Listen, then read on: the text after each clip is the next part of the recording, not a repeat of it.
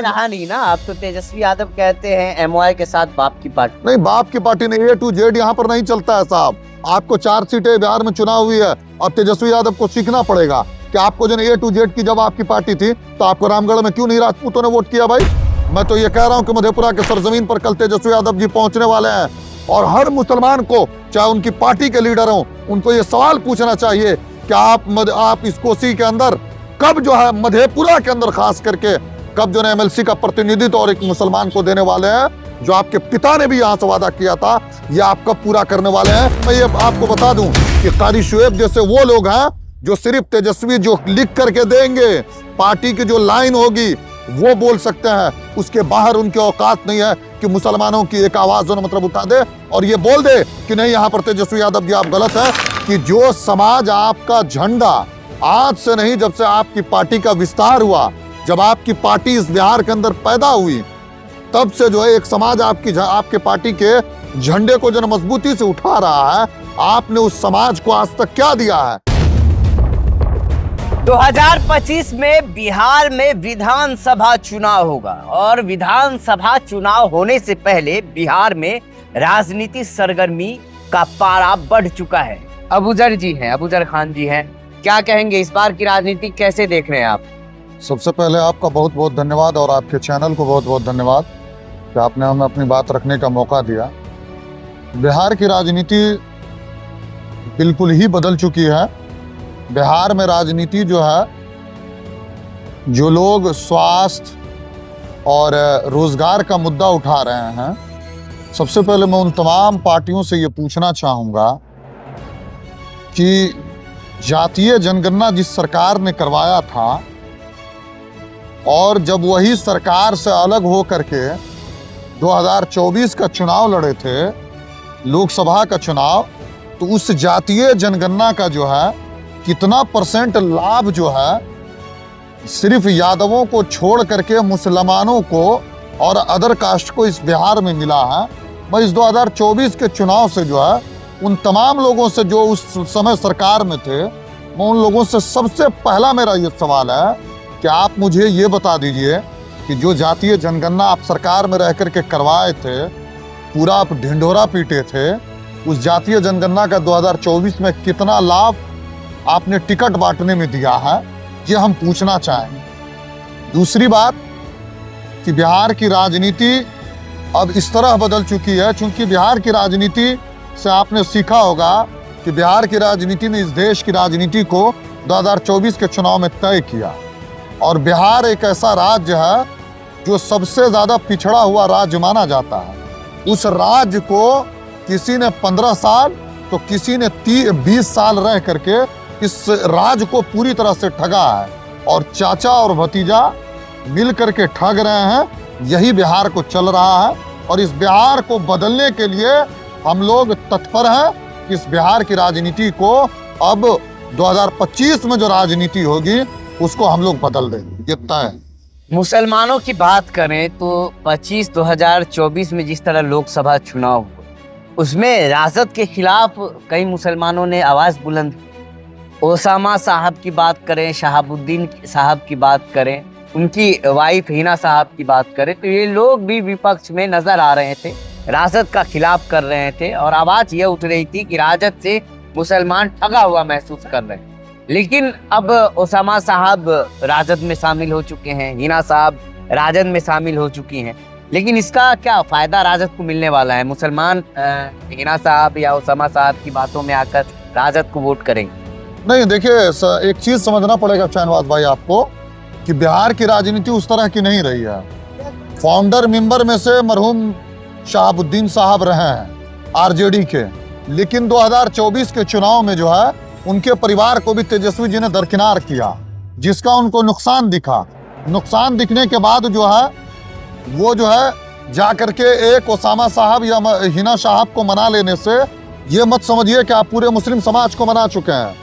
आपको ये बताना पड़ेगा कि इसी कोसी सीमांचल की धरती पर, इसी कोसी की धरती पर और यहीं पर जो ना जजरहट सबेला एक पंचायत पड़ता है, झिटकिया जगह पड़ता है, जहां पर आपके पिता माननीय लालू प्रसाद यादव जी 2004 का चुनाव लोकसभा लड़े थे, उन्होंने वादा किया था मुसलमानों से, मुसलमान की बस्तियों में खड़े होकर के कि हम यहाँ से प्रतिनिधि देने वाले हैं, जो आज तक मुसलमानों को एक प्रतिनिधित्व करने का मौका नहीं दिया।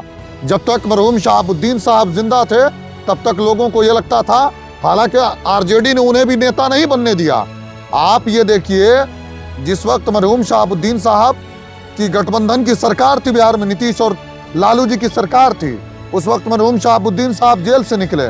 उनसे मीडिया वालों ने यह सवाल पूछा कि बताइए आपके नेता कौन है, तो उन्होंने कहा कि देखिए, परिस्थिति के मुख्यमंत्री नीतीश कुमार जी जरूर हो सकते हैं, लेकिन हमारे नेता लालू प्रसाद यादव हैं। और जब उसी शहाबुद्दीन साहब को 3 दिनों के अंदर फिर से जेल में डाल दिया गया, 1 सप्ताह के अंदर अंदर, और उसके बाद जेल से उनकी लाश निकली, तब तक कोई लालू यादव का परिवार या आरजेडी का परिवार जो है, उनके परिवार की तरफ नजर भी उठा करके नहीं देखा। ये मुसलमानों की तौहीन नहीं थी तो क्या थी? आज ओसामा साहब चले जाएं, हिना साहब चले जाएं आरजेडी में, उससे ये मतलब नहीं होता है कि आपके साथ जो ना पूरा मुस्लिम समाज जो ना चला गया। जिस तरह से 2024 में मुसलमानों ने इनको सबक सिखाने का काम किया है, अगर ये कोसी को एक एमएलसी या मुसलमानों को यहाँ पर प्रतिनिधित्व नहीं देते हैं इस बिहार के अंदर, तो सेम हालत इनके 2025 में हम लोग कर करके दिखाएंगे। मधेपुरा में एक मस्जिद चौक है, वहाँ पे कुछ मुसलमानों से हमारी कल चर्चा हो रही थी। उन्होंने कहा यह मांग कई ऐसे मुसलमान लीडर यहाँ से उठाए हैं जो अब इस दुनिया में रहे नहीं। उनकी मांग अभी अधूरी है, बेचारे दुनिया से चले जा चुके हैं, लेकिन अब भी मांग है, और यह मांग कब तक मानी जाएगी ये कहा नहीं जा सकता। लेकिन मुसलमान करे तो करे क्या, सवाल यही है। और मुसलमान अगर बस्ती में आप जाएंगे तो कुछ लोग अगर चर्चा कर रहे होंगे तो चर्चा यह भी हो रहा होगा, मुसलमानों के पास ऑप्शन क्या है। बिहार में आप बीजेपी को वोट दे, किसी अन्य पार्टी को वोट दे, तो वो कहेगी नहीं। यहाँ तक मैंने देखा कि आप जिस जगह हम लोग बैठे हुए हैं, यह मुस्लिम बहुल इलाका है, झिटकिया है। यहाँ पे लोकसभा चुनाव में कोई प्रतिनिधि प्रचार करने नहीं आते थे। बीजेपी वाले, जदयू वाले इसलिए नहीं आते थे, उन्हें लगता था यहाँ से मुझे वोट मिलेगा नहीं, और राजद वाले इसलिए नहीं आते थे, उन्हें लगता था कि ये वोट तो हमारा है ही जी। तो मुसलमान करे तो करे क्या, बोले तो बोले क्या, सवाल नहीं। देखिए, ये सवाल नहीं है, मैं आपको बताता हूँ। अब मुसलमानों ने अपना ऑप्शन ढूंढ लिया है। आपको एक बात समझना पड़ेगा कि मैं उन तमाम लीडरों से मैं सवाल पूछता हूँ आरजेडी के, कि आज तक के इतिहास में आपको ये समझना पड़ेगा। मैं आपको एक बात बताता हूँ, तेजस्वी यादव जी अभी कुछ दिनों पहले जो ना आज तक के डिबेट में थे, उन्होंने कहा कि हम 17 महीने जो ना बिहार में सरकार चलाए। तो आपको ये बात समझना पड़ेगा कि जो 17 महीने उन्होंने सरकार चलाई है उसमें दंगे हुए, और दंगों में मुसलमानों की मस्जिदों को तोड़ दिया गया नालंदा के अंदर। आप उसका इतिहास उठा करके देखिए, और उसके ठीक 2 दिनों के बाद जो है यही आरजेडी वाले और यही जो न तेजस्वी प्रसाद यादव अपने घर पर इफ्तार पार्टी रखे थे, लेकिन उन दंगाइयों में कितने लोगों को इंसाफ मिला? आज भी उस मस्जिद के हालात उसी तरह हैं, चंदा करके आज भी वो हालात, आज जो है वो मस्जिद बनाए जा रहे हैं। अब आप दूसरी बात समझिए, अब मुसलमानों के पास ऑप्शन बिहार में पैदा हो चुका है। मुसलमानों के पास चंद्रशेखर आजाद जैसे लीडरों के जो है ऑप्शन पैदा हो चुके हैं। मुसलमान अब किसी का मोहताज नहीं रहा है, ये बात अब उनको समझना पड़ेगा। अब मुसलमान अपना हक और अधिकार मांगना शुरू कर दिया है। 2014 के चुनाव के बाद भाजपा ने मुसलमानों को यह एहसास दिलाया कि आप इस देश के मूलभूत वोटर नहीं हैं, आप इस देश के जो मतलब छठे हुए वोटर हैं। आप एक पार्टी को वोट करते रहिए, लेकिन हम अपनी सरकार को बनाते रहेंगे। तो अब मुसलमानों को भी ये समझना पड़ेगा कि जिसको आप 2020 के चुनाव में 80%, 85% जिस पार्टी को आपने वोट किया, उस पार्टी ने आज तक बिहार में आपको क्या दिया? ये पूरे 5 साल बीतने जा रहे हैं, जिसमें 17 महीने कुल वो सरकार में भी रहे, सत्ता में भी रहे।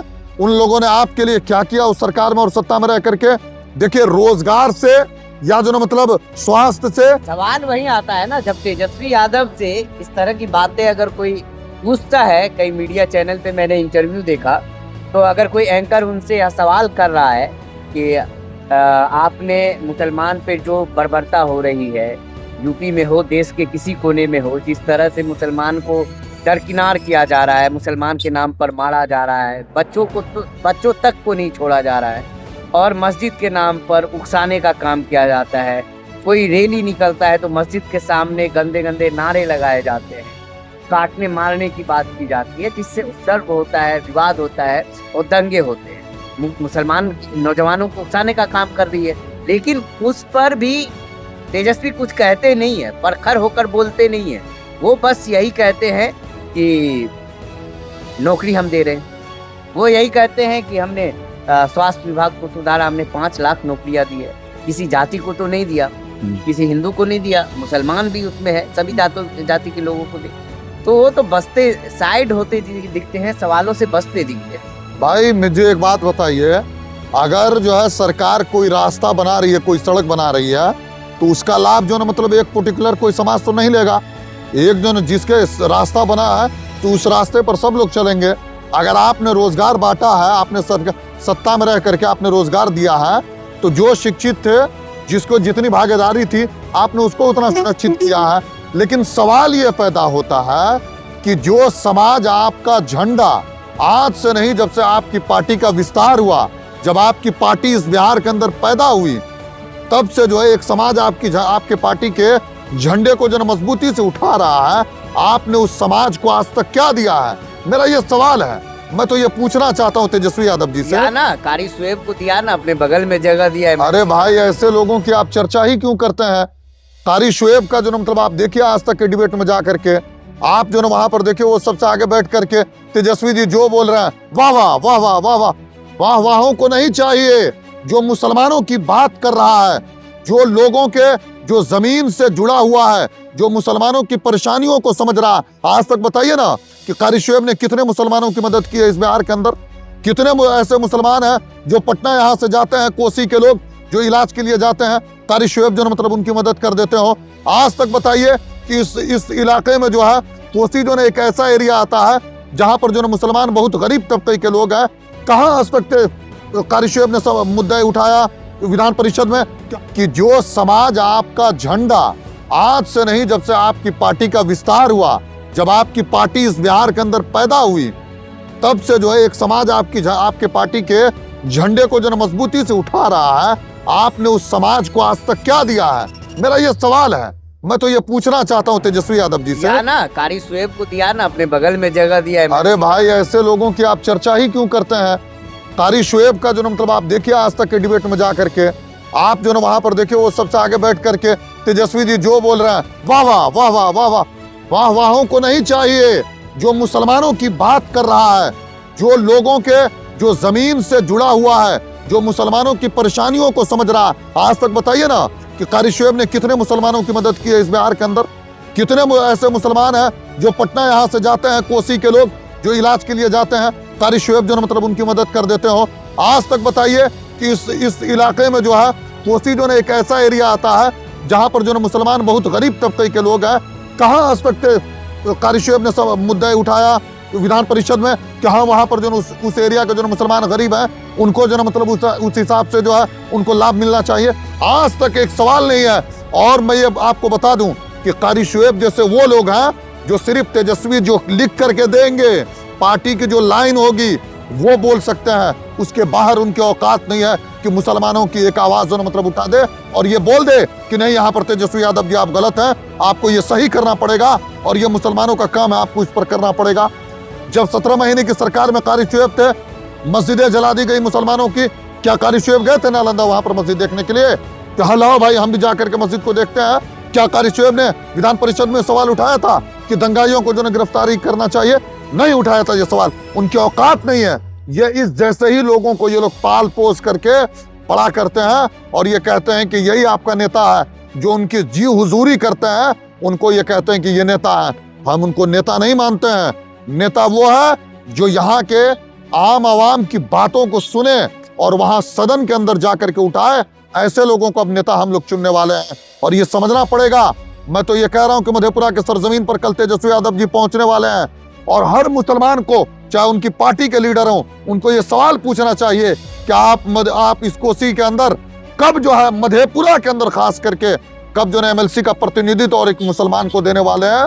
जो आपके पिता ने भी यहाँ से वादा किया था, ये आप कब पूरा करने वाले हैं? ये उन लोगों को पूछना चाहिए। अगर वो लोग नहीं पूछ सकते हैं। ये है कि हर जाति का कहीं ना कहीं एक नेता है। जी। लोग कहते हैं कि जाति धर्म के नाम पर वोट नहीं करेंगे, लेकिन अपना नेता बना लेते हैं। नहीं देखिए, आप बात करें मल्लाह की, सन ऑफ मल्लाह है, मुकेश सहनी वो अपने आप को मल्लाहों के नेता मानते हैं। आप मांझी की बात करें तो वो दलितों के नेता मानते हैं। चिराग पासवान की बात करें, पासवान की नेता मानते हैं। पासवान का वोट बैंक कहते हैं कि मेरे अंदर है।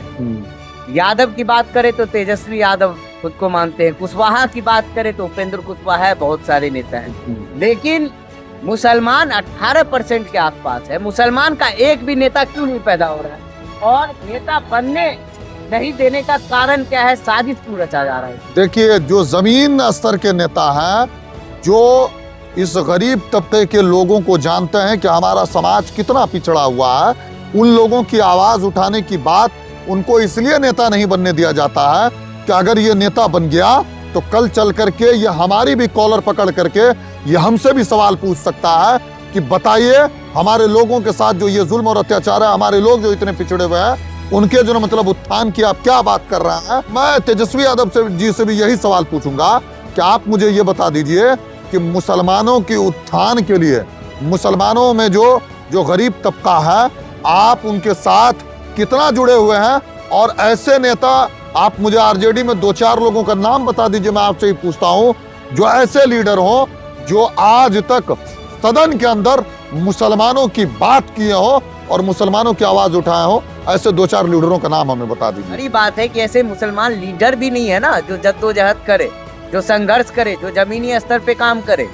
आप जो भी अभी नेता बनने की कोशिश करते हैं, ये दरी बिछाने लगते हैं, किसी पार्टी का झंडा ढोने लगते हैं। आप कोई ऐसा मुसलमान लीडर की बात करें जिसने अपने जद्दोजहद किया हो, समाज की लड़ाई लड़ी हो, जेल गया हो, आंदोलन की हो, ग्राउंड पे काम किया हो। ऐसे तो नेता मुसलमानों में भी नजर नहीं आते। नहीं, ये बात नहीं, ऐसी बात नहीं। आपको मैं बता दूं कि अभी कुछ दिनों पहले जो है मोतिहारी में एक कांड हुआ था, जिसमें जो है एक मुस्लिम बच्ची के साथ जो है रेप की घटना हुई थी। और वहाँ के जो वर्तमान जो आरजेडी के जिला अध्यक्ष हैं, वो उनका घर जो मात्र मुझे लगता है कि 500 मीटर की दूरी पर थी। लेकिन हम लोग वहां पर पहुंच करके वहां पर उनके परिजनों को इंसाफ और न्याय हमने दिलाया था। इसी सहरसा के अंदर एक बेटी के साथ जो है एक स्कूल के टीचर ने जो है, एक कोचिंग शिक्षक ने जो है दुष्कर्म किया था, जिसमें जो वहां पर तमाम आरजेडी के लीडर आसपास उनका घर था, लेकिन किसी ने उनकी लड़ाई नहीं लड़ी। उस लड़ाई को भी हमने जाकर के लड़ा था। तो आपको ये बात समझना पड़ेगा, ये ऐसे लोगों की आवाजों को ये लोग दबाते हैं, इनको ये बात मानना पड़ेगा। आपको बहुत सारे ऐसे लीडर हैं बिहार के अंदर जो मुसलमानों के हक और अधिकार की बात करते हैं, जो ये कहते हैं कि राजनीति में मुसलमानों को कितना % हिस्सा आप दे रहे हैं, ये सुनिश्चित करने के लिए पूछा जाता है सवाल। लेकिन ये लोग उनकी आवाज को दबा देते हैं, ये लोग उनको दबाना चाहते हैं, क्योंकि ये जानते हैं कि अगर ऐसे ऐसे नेता उभर गए तो हमारे ही खटिया जो है खड़ी हो जाएगी और हमें अपनी पार्टी के अंदर ही अपना विरोध झेलना पड़ेगा। आप ये बताएं कि अभी जो राजनीति हो रही है, मुसलमानों के पास क्या ऑप्शन बचा हुआ? आप जैसे मधेपुरा से मांग कर रहे हैं कि एक MLC दिया जाए, तो क्या MLC मिलने के बाद कहीं ना कहीं आप लोगों की मांग पूरी हो जाती है, तो आप लोग राजद को सपोर्ट करेंगे? जी नहीं, राजद को सपोर्ट, हमारी शर्तें जो हैं, अब देखिए किसी भी पार्टी को हम लोग सपोर्ट करें, शर्त के साथ सपोर्ट करेंगे। पहला शर्त हमारा यह है कि यहाँ पर से जो है कोसी से, खास करके मधेपुरा की सरजमीन से एक मुस्लिम MLC का जो प्रतिनिधित्व दिया जाए। दूसरी हमारी मांग है कि कोसी के अंदर नहीं, पूरे बिहार के अंदर जो टिकट बांटी जाए। तो आप उस टाइम सत्ता में थे, आपने जातीय जनगणना करवाया, और जिसकी जितनी संख्या भारी उसकी उतनी हिस्सेदारी की बात अगर आप करते हैं। देखिए, एक बात समझना पड़ेगा, इसी सरजमीन से बाबी जगदेव प्रसाद कुशवाहा जो मतलब एक बहुत बड़े बहुजन के जो मतलब लीडर थे, उन्होंने कहा था कि 100 में 90 शोषित, 90 भाग हमारा है, और 90 ने ललकारा है कि धनदर्ती और राजपाट में 90 भाग हमारा है। तो आप जातीय जनगणना के हिसाब से जितने % मुस्लिम है और जितने टिकट के हकदार यहाँ पर मुसलमान होते हैं, उन तमाम सीटों पर जो है आपको उन मुसलमानों को लड़ाना चाहिए। देखिए, बिहार की एक बड़ी विडंबना है, आपको ये समझना पड़ेगा कि झंझारपुर सीट से जो है मुसलमानों को टिकट दिया गया लोकसभा के अंदर, लेकिन वहां पर आप वोट % का जाकर के पता करिए, सिवाय मुसलमान के जो है उनको किसी समाज का जो वोट नहीं मिला, जो हम लोगों की एक बड़ी विडंबना है। ये समझना पड़ेगा, और तेजस्वी यादव को भी अपने समाज को जाकर के ये बताना पड़ेगा कि अगर आप मुस्लिम समाज का पूरा बहुल वोट हमें मिलता है, तो आपको भी उस समाज को जो है पूर्णता से जो है वोट और सपोर्ट करना पड़ेगा। जैसे चंद्रशेखर आजाद जी को पूरी तरह से नगीना में जो है मुसलमानों ने जितना सपोर्ट किया, उतना ही उत्तर प्रदेश में जो है हर जाति और हर समुदाय से, और इसी बिहार के अंदर इमामगंज सीट, एक सीट हम लोगों ने सिर्फ उपचुनाव में लड़ा और वहां पर हम लोगों को 5000 वोट आया। चौथे या तीसरे स्थान पर वहां पर हम लोग रहे। तो ये हमारी विडंबना नहीं थी, वहां पर हमें मुसलमानों ने भी वोट किया, दलित ने भी वोट किया। तो जो एक गठजोड़ चंद्रशेखर आजाद जी बना रहे हैं, दलित मुस्लिम का गठजोड़ बनाने के लिए चले हैं, अगर आप उसी तरह से MY समीकरण का गठजोड़ बनाना चाहते हैं तो दोनों समाज को, दोनों को वोट करना MY रहा नहीं ना। आप तो तेजस्वी यादव कहते हैं MY के साथ बाप की पार्टी। नहीं, बाप की पार्टी नहीं, A to Z यहाँ पर नहीं चलता है साहब। आपको 4 सीटें बिहार में चुनाव हुई है, अब तेजस्वी यादव को सीखना पड़ेगा कि आपको जो A to Z की जब आपकी पार्टी थी तो आपको रामगढ़ में क्यों नहीं राजपूतों ने वोट किया भाई? MY रहा नहीं ना। आप तो तेजस्वी यादव कहते हैं MY के साथ बाप की पार्टी। नहीं, बाप की पार्टी नहीं, A to Z यहाँ पर नहीं चलता है साहब। आपको 4 सीटें बिहार में चुनाव हुई है, अब तेजस्वी यादव को सीखना पड़ेगा कि आपको जो A to Z की जब आपकी पार्टी थी तो आपको रामगढ़ में क्यों नहीं राजपूतों ने वोट किया भाई? क्यों नहीं आपको वोट किया? आपको जो बेलागंज में जो क्यों नहीं? कहते हैं सब जाति के लोग हमें वोट करते हैं। ना, तो रामगढ़ में क्यों नहीं सब जाति को लोगों ने वोट किया? क्यों नहीं आपके यादव समाज के लोगों ने? देखिए, यादव समाज के लोगों ने आपको रामगढ़ में क्यों नहीं वोट किया? क्यों पिंटू यादव को जो वोट किया रामगढ़ में? ये तो ये पूछिए सवाल तेजस्वी यादव से कि रामगढ़ में आपको क्यों नहीं वोट किया? बेलागंज में मुसलमानों की पूरी ताकत और पूरी नाराजगी थी, आप वहां से जो है क्यों जो मतलब जब सुरेंद्र यादव वहां से जो है थे सांसद, तो आप उनके बेटा को ही क्यों गए टिकट देने के लिए?